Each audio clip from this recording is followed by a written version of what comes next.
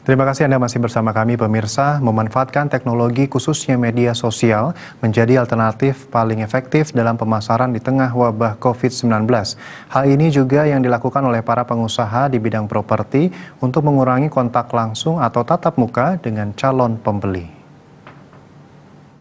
Properti di Bali, wabah corona telah berdampak pada menurunnya penjualan rumah. Menghadapi pandemi COVID-19, Ketua DPD REI Bali, Igede Swardita menuturkan, dari segi pemasaran, pihaknya telah memanfaatkan media sosial untuk mempromosikan properti kepada customer. Hal ini sebagai upaya untuk mengurangi tatap muka langsung dengan calon pembeli. Kalau kita di properti, khususnya di REI, kita memang protokol kesehatan itu pasti kita ikuti, baik dari proyek, baik di pemesan segala macamnya. Cuman properti ini kan memang agak unik dia, agak unik. Tanpa mereka melihat barang atau rumah yang dibeli, mereka kadang-kadang tidak tergambar.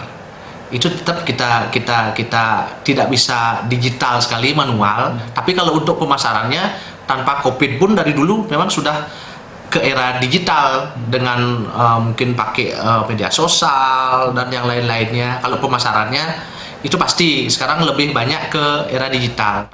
Gede Swardita berharap agar kondisi perekonomian di Bali segera normal kembali, sehingga membangkitkan kembali penjualan properti di Bali. Andika, Bali TV.